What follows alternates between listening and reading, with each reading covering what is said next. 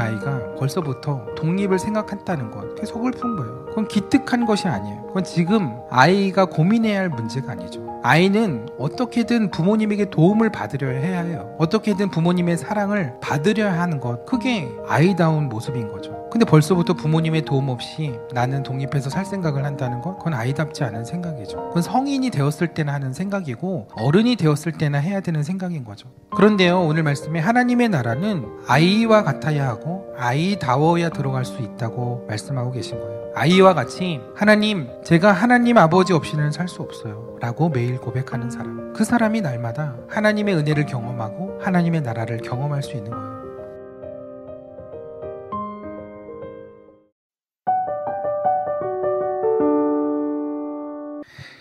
네, 지금 보신 영상에서처럼 우리가 5월 한 달 동안 하나님의 나라에 관한 주제로 또 말씀을 나누고 또 함께 기도하는 시간을 가지려고 합니다.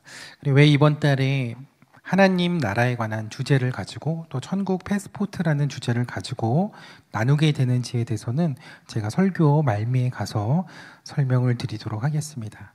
먼저 오늘 우리가 함께 보았던 누가복음의 말씀을 함께 보면요, 누가복음 18장 15절의 말씀에 보면 예수님이 자기 아이들을 만져주실 것을 바라면서 아이를 데리고 온 부모들이 있었습니다. 하지만 그런 사람들을 향해 제자들은 화를 내고 오지 못하도록 막았습니다. 그러자 예수님께서는 그곳에 있던 어린 아이들까지 다 불러서 가까이 하시며 이렇게 말씀을 하셨죠. 어린 아이들이 내게 오는 것을 용납하고 금하지 말라. 하나님의 나라가 이런 자의 것이니라고 말씀하셨습니다. 근데요, 이 말씀이요, 복음서 모든 곳에 다 나오는 그런 장면이고 말씀이거든요. 하지만 오늘 누가복음에서의 말씀이 다른 복음서들과 조금 다른 점이 있습니다. 그것은 어린 아이가 아니라 어린 아기가 등장한다는 거예요. 다른 곳에서는 아이들만 이야기가 나오는데 여기에 유일하게 어린 아기가 등장을 합니다. 헬라어로 보통 아이들을 지칭하는 말은 파이디온이라는 단어입니다. 근데 누가복음 18장 15절에 등장하는 이 어린 아기는 파이디온이 아니라 브레포스입니다.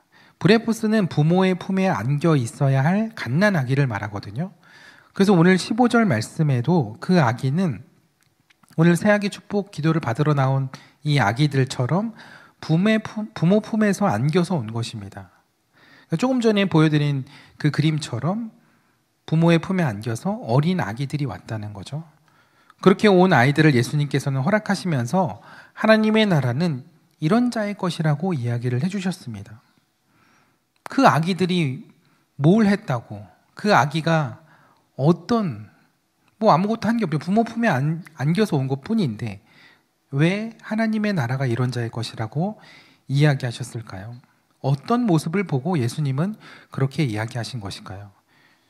여러분, 어린아이는 어떤 특징을 가지고 있나요? 우리는 보통 아이라고 하면 순수함과 맑고 꾸밈이 없는 그런 모습들을 생각하게 되죠. 틀린 이야기는 아닌데, 그러나 그렇게만 설명하기에는 이 말씀이 이야기하려는 이 어린아이의 특징에 대한 설명으로는 조금 아쉬움이 있습니다. 여기서 이런 자라고 하신 어린아이의 특징은 순수함이라기보다는 무력함, 연약함이라는 것에 더 특징을 두고 있습니다. 그러니까 부모 품에 안겨온, 그냥 아이도 연약한데 부모님 품에 안겨온 그 갓난아기는 얼마나 연약해요? 근데 누가는 이 부분을 어쩌면 강조하고 싶었던 것이 아닌가 생각됩니다. 여러분, 어린 아기를 보면 어떠신가요? 아까 우리 아기들 보면 너무 이쁘고 사랑스러운데, 근데 외모가 아닌 생물학적으로 보면 이 아이들은요, 신체적으로나 정신적으로나 너무나 연약합니다. 부모 없이는 잠시도 살 수가 없어요. 그래서 부모 절대 의존적인 존재가 바로 아기들이죠. 부모를 잠시도 떠나서는 아무것도 할 수 없는, 그래서 부모의 도움이 절실한 존재. 근데 예수님은 그런 아기를 바로 하나님의 나라가 이런 자의 것이라고 이야기를 하신 거예요. 그런 아이와 같은 자가 하나님 나라에 들어갈 수 있다는 거예요. 결국 이것을 신앙적으로 해석하면 어린아이와 같다는 것은 절대적으로 하나님을 의존하는 자들을 말하는 거예요. 내가 할 수 있는 것이 아무것도 없음을 인정하고 전적으로 하나님의 은혜를 구하는 자들을 말한다는 거예요. 여러분 생각해 보세요. 우리가 아무리 선하고 착하게 살려고 해도 그렇게 살 수 있습니까? 그렇게 살았다고 할지라도 앞으로도 그렇게 살 자신이 있으세요? 그래서 우리 인생은 결코 죄된 삶에서 자유로울 수가 없어요. 우리가 아무리 정직하고 바르게 살았다고 해도 하나님 앞에서는 의로움을 내세울 수가 없죠. 그 누구도 하나님 앞에서는 죄인인 거예요. 그래서 우리가 하나님 앞에서 할 수 있는 유일한 것은 내가 죄인이다라는 고백이고, 그래서 하나님의 은혜가 필요합니다라는 고백이에요. 그런데도 내가 하나님의 은혜 없이 잘 살 수 있다? 그것처럼 큰 착각이 없고, 그것처럼 큰 교만이 없고, 그것처럼 큰 죄된 생각이 없다고 성경은 이야기하고 있습니다. 그래서 여러분, 오늘 우리가 읽은 본문의 바로 다음에 무슨 이야기가 이어지냐면요, 부자 청년의 이야기가 나옵니다. 여러분, 부자는 부족함이 없는 사람이에요. 누구 도움 없이도 충분히 살아갈 수 있는 사람이죠. 그래서 누구를 의지하지 않는다는 면에서 누군가에게 꼭 의존을 하며 살아가는 어린 아기와 대조를 이룬 사람이 바로 부자입니다. 근데 예수님은 그런 부자의 모습으로는 하나님 나라에 들어갈 수 없다고 이야기를 하시는 거죠. 근데 이 부자가 예수님을 찾아와서 물었습니다. 내가 무엇을 해야 영생을 얻을 수 있습니까? 그러자 예수님은 내게 있는 것을 다 팔아서 가난한 자들에게 나눠주라고 하십니다. 그리고 나를 따르라고 하셨어요. 여러분, 이건 예수님이 이 청년에게 더 좋은 일 많이 하고 더 선한 일 많이 하고 그래야지 나를 따라올 수 있어라고 얘기하신 것이 아니에요. 계명을 더 열심히 지켜야 한다고, 더 선한 일을 많이 해야 한다고 가르쳐 주신 것이 아닙니다. 재산을 다 처분하고 나를 따르라고 하신 것은 지금 네가 의지하고 믿고 있는 그 모든 재산을 다 처분하고 온전히 주님을 의지하는 삶으로, 주님의 은혜만을 구하는 삶으로 따라오라는 거예요. 그런데 그 청년이 너무나 큰 부자였기 때문에 이 말씀을 듣고 심히 근심했다고 했어요. 그러니까 마음속에 갈등이 있었다는 거죠. 내가 이 재산 없이, 이 돈 없이 내가 살 생각을 하니까 그게 안 되는 거예요. 하나님의 은혜만으로는 살 수 없을 것 같은 거예요. 내 재산이 그 하나님의 은혜와 대치가 안 되는 거예요. 그래서 재산을 다 포기하고 주님의 은혜만으로 살 수 없다는 생각이 들었다면 결국 예수님을 따라가지 못했을 겁니다. 이 청년이 예수님을 따라간지 안 따라간지는 말씀만 봐서는 알 수 없습니다. 그래서 여전히 내 삶에 의지할 만한 것이 있고 믿을 만한 것이 있다는 것, 그것이 많을수록 하나님을 전적인 은혜로 붙들며 살아갈 가능성은 더 적어진다는 것을 의미합니다. 그래서 24절에 재물이 있는 자는 하나님 나라에 들어가기 어렵다고 하신 거예요. 부자의 마음으로는 하나님의 은혜를 온전히 붙들 수 없다는 거예요. 이게 단순히 돈 많은 사람이 하나님 나라에 들어가기 어렵다는 소리를 하는 게 아니에요.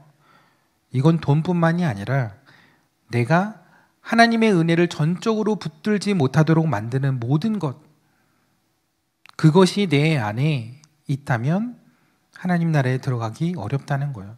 누군가에게는 그것이 학벌과 배경이 되기도 하고요. 누군가에게는 그것이 관계와 인맥이 되기도 합니다. 또 누군가에게는 내가 쌓아온 부와 명예가 될 수도 있어요. 근데 그것들이 똘똘 뭉쳐져서 나의 능력으로 믿어질 때, 나의 능력으로 붙들게 될 때 우린 더 이상 하나님의 은혜를 찾지 않게 된다는 거죠. 그리고 나는 하나님 없이도 얼마든지 잘 살 수 있다는 심각한 착각에 빠지게 되는 겁니다. 하나님은 믿으면 좋고 안 믿어도 그냥 나는 혼자 잘 살 수 있고, 이렇게 믿음과 신앙이 하나의 옵션이 되는 거죠. 근데 하나님 없이 그렇게 살아가는 것, 여러분, 하나님 나라는 하나님 은혜 없이는 절대 들어갈 수 없는 곳이에요. 하나님 은혜 없이는 이 땅에서 하나님의 나라를 경험할 수 없습니다. 여러분, 하나님이 가장 괘씸하게 여기는 사람이 누군지 아세요? 하나님 없이 씩씩하게 잘 살아가는 사람이에요. 하나님 은혜 없이도 독립적으로 잘 사는 사람이에요. 근데 그게 잘 사는 게 아니죠. 잘 사는 것 같지만 절대 잘 사는 것이 아닙니다. 제가 예전에 라디오에서 들었던 한 사연이 있는데요. 유치원에서 어버이날이 다가오니까 부모님께 감사의 편지를 쓴 거예요. 그래서 이제 아이가 부모님께 정성스럽게 편지도 쓰고 카네이션까지 만들어서 부모님께 드린 거예요. 아이에게 처음 받아보는 그 카네이션과 그 편지에 엄마 아빠가 너무 감동이 컸던 거죠. 눈물이 날 정도로 감격을 한 거예요. 그리고 그 감격과 감동 속에서 이 아이가 그 써온 편지를 부모님에게 읽어주는데 그 편지의 내용을 듣던 엄마 아빠가 살짝 쓴웃음을 지을 수밖에 없었습니다. 왜냐하면 그 편지에는 이렇게 쓰여 있었기 때문이에요. 엄마 아빠 키워주셔서 감사해요. 제가 엄마 아빠 말씀 안 듣고 말썽만 피워서 힘드셨죠? 엄마 아빠 죄송해요. 제가 나중에 돈도 많이 벌고 좋은 집도 사게 되면 제가 이 집에서 나가드릴게요. 이렇게 편지를 썼다고 합니다. 평소에 너 그러려면 이 집에서 나가 라는 소리를 얼마나 많이 들었으면 아이가 이렇게 편지를 썼을까요? 아, 나는 빨리 이 집에서 나가야 되는구나, 그 생각을 했던 것 같아요. 근데 이 편지를 받고 마냥 좋아할 만한 부모가 있을까요? 야, 그래, 네가 더 이상 뒷바라지 하지 않아도 되는 그날이 빨리 왔으면 좋겠다, 이럴 부모가 있겠어요? 제가 이런 편지를 받았다면 서글펐을 것 같아요. 서운한 게 아니라 서글펐을 것 같아요. 서운한 감정이 있다면, 아니 돈 벌어서 자기 집 살 생각만 하고 부모님 집 해줄 생각은 안 하고, 그건 서운함이죠. 근데 저는 서글펐을 것 같아요. 왜냐하면 이 아이가 벌써부터 부모의 손에서 벗어나서 부모의 도움 없이, 부모와 관계없이 그렇게 자기가 독립해서 살겠다는 생각을 한다는 것이 부모의 입장에서는 왠지 서글픈 마음이 든다는 거죠. 아이가 벌써부터 어린 때부터 독립을 생각한다는 것, 그게 서글픈 거예요. 그건 기특한 것이 아니에요. 그건 지금 아이가 고민해야 할 문제가 아니죠. 아이는 어떻게든 부모님에게 도움을 받으려 해야 해요. 어떻게든 부모님의 사랑을 받으려 하는 것, 그게 아이다운 모습인 거죠. 근데 벌써부터 부모님의 도움 없이 나는 독립해서 살 생각을 한다는 것, 그건 아이답지 않은 생각이죠. 그건 성인이 되었을 때나 하는 생각이고 어른이 되었을 때나 해야 되는 생각인 거죠. 그런데요, 오늘 말씀에 하나님의 나라는 아이와 같아야 하고 아이다워야 들어갈 수 있다고 말씀하고 계신 거예요. 아이와 같이 하나님, 제가 하나님 아버지 없이는 살 수 없어요 라고 매일 고백하는 사람, 그 사람이 날마다 하나님의 은혜를 경험하고 하나님의 나라를 경험할 수 있는 거예요. 그런 아이와 같은 무력함, 그 연약함, 그러나 그것이 하나님의 은혜를 붙들게 만드는 것이죠. 그런데 놀랍게도 그게 바로 하나님 나라에 들어가는 자의 자격이라는 거예요. 그러므로 여러분, 어린아이와 같이 되시기를 축복합니다. 어린아이와 같이 하나님의 은혜만을 붙들고 예배의 자리로 나오시게 되기를 축복합니다.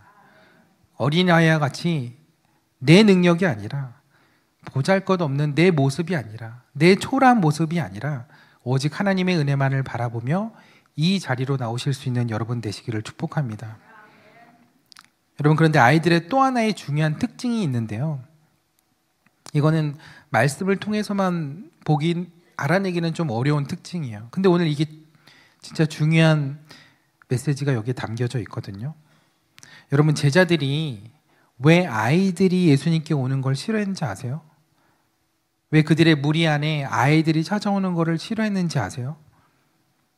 그것은 아이들의 솔직함 때문입니다. 고대 성서시대의 사람들이요, 가장 중요하게 생각했던 가치가 바로 명예입니다. 여러분, 우리 한국 사람 이해하려면 유교의 바탕을 둔 그 체면 문화를 이해해야 하거든요. 마찬가지로 성경과 유대인들을 이해하려면 이 명예 문화를 잘 알아야 합니다. 그 성경 곳곳에 담겨져 있는 이 명예 문화에 대해서 알고 있어야 성경에 대한 비밀들과 그 배경이 풀리게 될 때가 많아요. 그래서 성서시대 유대인들은요, 명예를 너무나 중요하게 생각했다는 거죠. 그래서 명예를 얻기 위해서는 무엇이든지 다 하려 했고, 반대로 명예가 실추되고 수치를 얻게 되는 일이라면 차라리 죽기를 원했습니다. 그만큼 명예가 중요했다는 건데, 다른 집단이나 공동체로부터 그런 수치를 또 피해를 당하지 않으려면 어떻게 해야 될까요? 약점을 드러내지 않아야 되는 거죠. 자신이 속한 공동체의 비밀이나 사정과 그 형편이 외부로 알려지지 않도록 잘 신경을 써야 하는 것입니다. 그런데 아무리 그렇게 철저하게 신경을 써도 보안이 유출되는 그 허약점이 집안에 있었는데 그게 바로 아이들이었어요. 아이들은요, 아침에 토라를 배우고 회당에 다녀오면 할 일이 없어요. 그러다 보니까 이 동네 아이들이요, 하루 종일 여기저기 몰려 다니면서 함께 놀았어요. 근데 성서시대의 이 가옥 구조가요, 집과 집을 이렇게 확장해 나가는 구조이기 때문에 다 연결돼 있어요. 그래서 여기로 가면 저 집으로 가고 여기로 가면 저 집으로 가면서 아이들이 여러 집을 이렇게 순회하면서 투어하면서 그렇게 놀러 다녔다는 거죠. 그러다 보니까 이 집 저 집 다니면서 그 집안의 상황이나 처지를 적나라하게 다 볼 수 있었던 거예요. 이 집에 쌀이 떨어졌는지, 이 집에 부부싸움을 하는지, 뭐 그런 걸 다 보고 또 어른들이 대화하는 걸 다 듣게 되는 거예요. 그래서 성서시대에는 낱말을 새가 듣는 게 아니라 누가 들어요? 아이들이 듣는 거예요. 근데 이 아이들이 듣기만 하면 다행인데 그걸 다 옮겨 다니는 거예요. 그 들은 이야기를 자기 집에 가서 엄마 아빠한테 다 이야기하는 거죠. 누구네 엄마는 뭘 샀고 이번에 뭐 백을 샀고 아빠는 뭐 골프채를 바꾸고 막 이런 얘기를 다 하는 거죠. 그래서 가족에 숨기고 싶었던 이야기, 어떻게 보면 알리고 싶지 않은 이야기, 수치스럽고 부끄러운 이야기까지도 그 동네의 소문이 다 나게 되는데 그 메신저 역할을 하는 존재가 바로 아이들이었다는 거죠. 여러분 혹시 그 영상을 유튜브에서 보신 적이 있는지 모르겠어요. 아빠와 4살짜리 딸 아이가 그 전화 통화하는 것을 이제 그 자막으로 영상을 만든 것인데요. 혹시 안 보신 분들이 있을 것 같아서 잠깐 보고 오도록 하겠습니다. 여보세요? 여보세요? 지금 어디야? 일하고 있지 지금. 그래? 응. 밥 먹었어? 응. 뭐하고 먹었어? 밥이 없어도 만두 먹어. 아, 밥이 없어갖고 만두 먹었어? 아빠, 쌀이 왜 떨어졌어, 쌀이? 차에 사과. 응. 아니, 쌀이. 응? 쌀이 왜 떨어졌냐고. 뭐가 떨어졌냐고? 아니, 쌀. 샵? 마이크를 왜 못 알려요? 뭐라고? 아니, 마이크를 왜 못 알리냐고. 그럼 더 크게 귀를 뚫어, 빨리. 다시 한번 얘기해줘봐. 왜 쌀이 다 떨어졌죠? 아, 쌀이 왜 떨어졌냐고? 응. 아, 쌀이 그때 돈이 없어갖고 못 시켰어, 쌀을. 그래? 어. 쌀이 안 떨어지게 해야지. 알았어. 다음부터는 쌀이 안 떨어지게 아빠가 잘 준비해 놓을게. 요즘 애들이 어쩜 이렇게 말을 잘하는지 몰라요. 근데 이 일로 인해서 아이가 다니는 어린이집에는 이후로 2가지 소문이 돌 거예요. 하나는 집에 쌀이 떨어져서 만두를 먹어야 한다는 사실과 또 우리 아빠는 말귀를 잘 못 알아듣는다는 그 사실. 이 통화 이후에 어린이집 선생님들은 이 사실을 모두 알게 될 가능성이 높습니다. 이렇게 말 잘하는 애가 이런 놀라운 사건을 경험하고 자기만 알고 있을 리 없거든요. 친구한테 그리고 할머니 할아버지한테 전화해가지고 우리 아버지가 우리 아빠가 쌀이 떨어졌는데도 안 채워놓는다고 다 얘기했을 거예요. 뭐 지극히 저의 개인적인 생각이긴 하지만 아이들은 이걸 부끄러움으로 생각하지 않고 당당하게 얘기한다는 것이죠. 그러니까 그게 아이들의 특징인 거예요. 근데 이런 아이들의 특징으로 인해서 성서시대에도 어른들은 아이들이 자신의 영역 안에 들어오는 것을 경계할 수밖에 없었다는 거예요. 왜냐하면 아이들로 인해서 자신의 수치스러운 면이 외부로 노출될 수 있었기 때문이에요. 예수님의 제자들도 이런 이유로 혹시라도 있을지 모르는 자신들의 수치가 공개되는 것. 왜냐하면 자신들이 있는 그 예수 공동체가 늘 공격의 대상 그리고 타겟이 되었기 때문에 그렇죠. 그래서 예수님이 대중들에게 인기가 있었지만 종교 지도자들은 늘 이 공동체를 향해서 약점이 무엇인지 허점이 무엇인지를 찾고 있었던 것이죠. 그래서 그 랍비나 서기관들이나 바리새인들이 찾아와서 예수님에게 끊임없이 질문을 하는 것은 궁금해서가 아니에요. 계속 약점을 잡고 수치를 주고 명예를 실추시키기 위함이었다는 거죠. 그런데 그런 첩보원의 역할 같은 역할을 바로 아이들이 하게 된다는 거죠. 그래서 제자들이 단순히 아이들이 귀찮아서 막은 게 아니고 그 공동체의 보안과 기밀을 유지하고 예수 공동체의 명예를 지키기 위한 부분이었다는 거죠.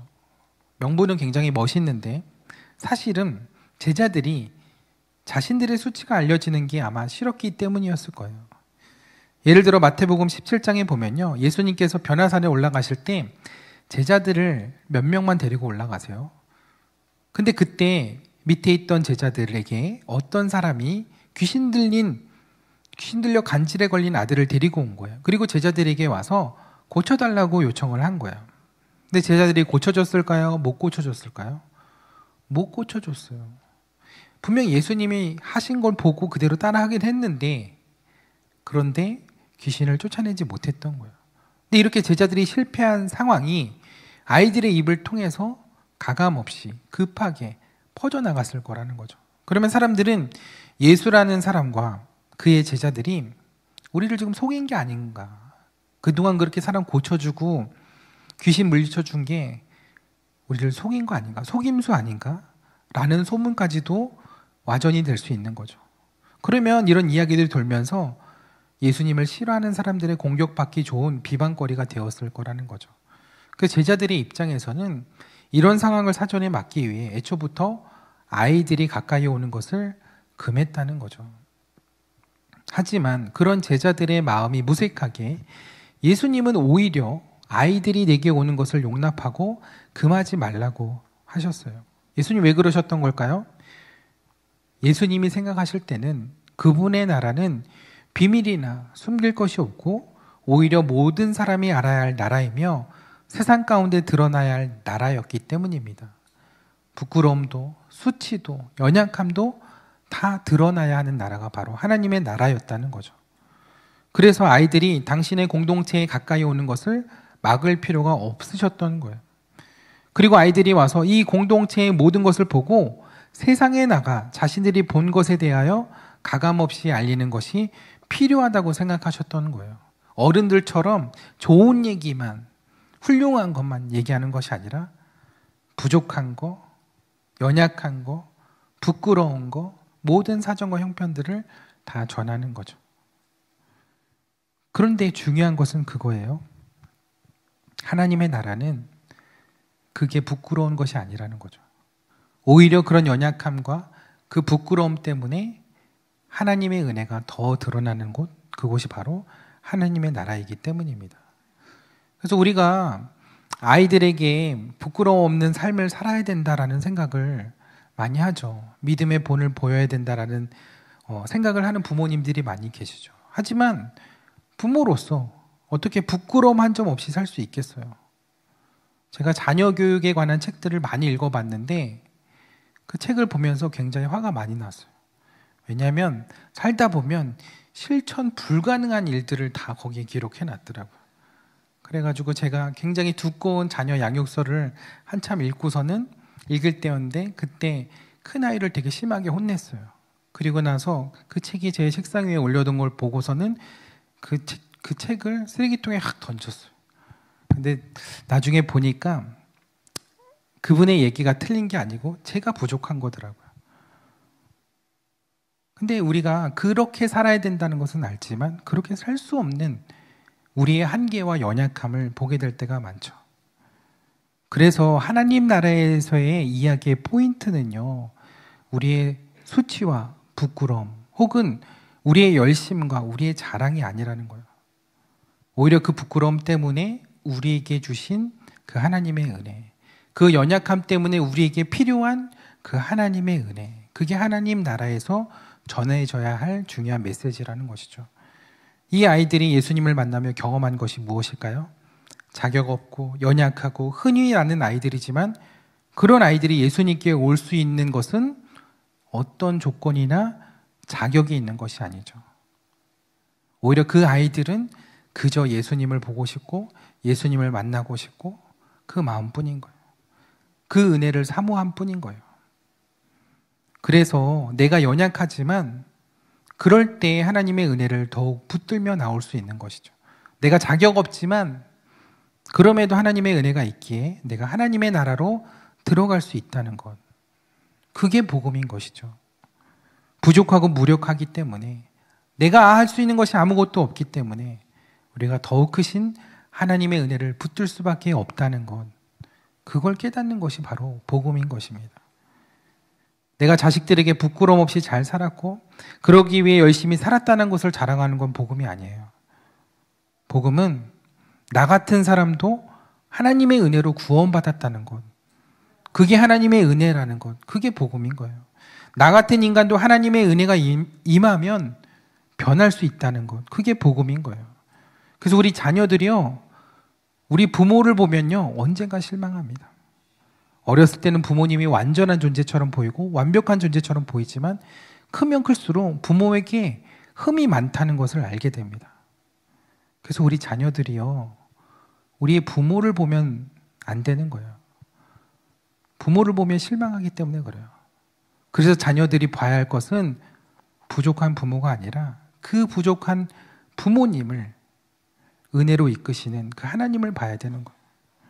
그 하나님의 은혜를 붙들고 살아가는 부모님을 봐야 된다는 거죠. 여러분, 우리가 어린아이와 같이 산다는 게 무엇일까요? 온전한 하나님의 은혜와 하나님의 나라를 경험하며 살아가는 걸 이야기하는 거예요. 그래서 아이들처럼 내 수치를 부끄러워하지 않고 감추지 않고 오히려 그것으로 인해 하나님의 은혜를 고백하는 것. 그게 바로 하나님 나라의 메신저로서 살아가는 모습이라는 거예요. 아이와 같이 살아간다는 것이 바로 그런 것이죠. 여러분, 여러분들이 받은 하나님의 은혜는 무엇인가요? 여러분들이 경험하고 있는 하나님의 나라는 어떤 나라인가요? 그걸 알지 못하는 이들에게 우리가 어떻게 하나님의 나라를 소개할 수 있을까요? 나처럼 열심히 신앙생활 해야 되고 열심히 기도해야 되고 말씀 봐야 된다고 그래야 하나님 나라에 들어갈 수 있다고 얘기해야 될까요? 그건 하나님의 나라의 자격이 아니라는 거죠. 오히려 내가 그럴 수 없기 때문에, 내가 아무것도 아니기 때문에, 내가 가진 것이 없고 내가 할 수 있는 것이 아무것도 없기 때문에 내 삶이 그 갓난아기와 같이 너무나 연약하기에 그래서 하나님의 은혜를 찾고 이곳에 왔습니다. 그곳이 바로 하나님의 나라라는 거죠. 여러분, 제가 그래서 5월 한 달을 그래서 전도의 달로 정하고 여러분들과 함께 기도해야겠다는 생각을 했습니다. 그게 이제 최근의 일이 아니고요. 제가 작년부터 계속 기도하고 있는 일이에요.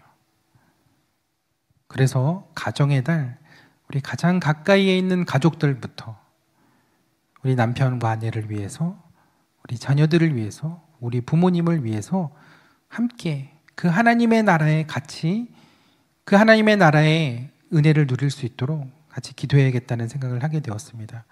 그래서 천국 패스포트라는 주제를 가지고 한 달 동안 여러분들과 함께 기도하려고 합니다.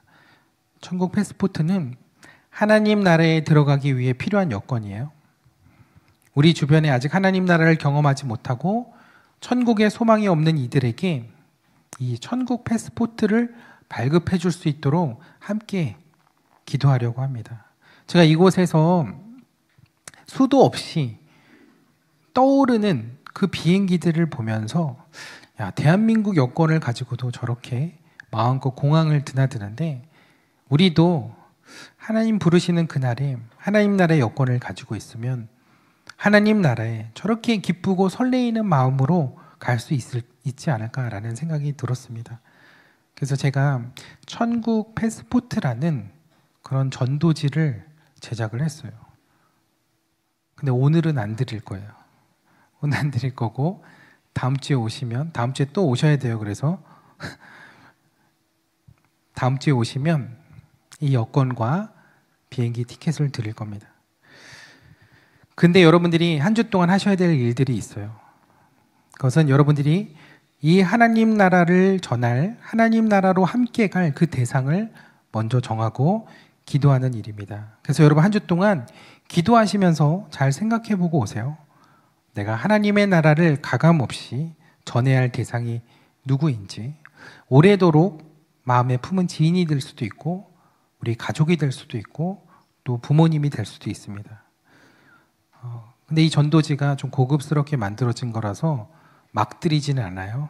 그래서 여러분 정말 마음에 품고 기도하시는 분들을 위해서 준비하는 마음으로 그걸 가지고 우리가 이 5월에 그 하나님 나라를 전할 수 있는 그 기쁨과 은혜와 응답을 누렸으면 좋겠습니다. 그래서 여러 명 말고 우선 제일 급한 사람부터 순서를 정해서 오세요. 그리고 그 비행기 티켓에 그 사람의 이름을 적고 우리가 한 달 동안 함께 기도할 겁니다. 그러면 그것을 통해서 일하실 하나님의 놀라운 구원의 역사와 구원의 일들을 우리가 함께 보게 될 줄 믿습니다.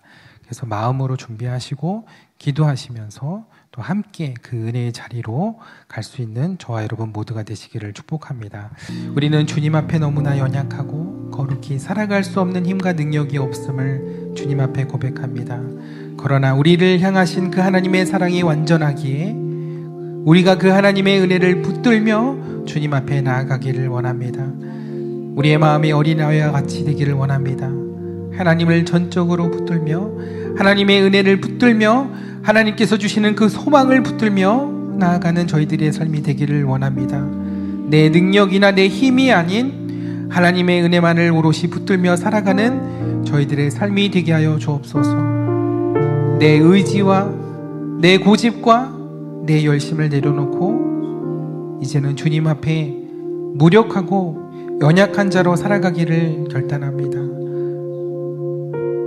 아이처럼 하나님의 나라를 그리고 가감없이 나 같은 자도 하나님께서 살려주셨다고, 나 같은 자도 하나님의 은혜로 그 하나님의 나라로 들어가게 된다고 그렇게 증거하며 하나님의 나라를 전하는 메신저로 살아갈 수 있도록 하나님 은혜를 더하여 주옵소서. 지금도 하나님을 몰라 방황하는 우리 가족들이 있습니다. 하나님 그들을 불쌍히 여겨주시고 그들을 찾아가 주시고 지금도 자기 힘으로 살 수 있다고 그렇게 아등바등 살아가는 그들을 불쌍히 여겨주시고 하나님의 은혜를 그들이 붙들 수 있도록 하나님을 만날 수 있도록 하나님의 나라로 우리가 함께 들어갈 수 있도록 우리 하나님 은혜를 더하여 주옵소서. 이 5월 한 달 우리의 기도를 주님께서 들어주시고 하나님의 나라가 우리의 가정과 일터와 우리의 삶 속에 임하게 하여 주옵소서. 우리 주여 한번 부르짖고 함께 기도하도록 하겠습니다. 주여!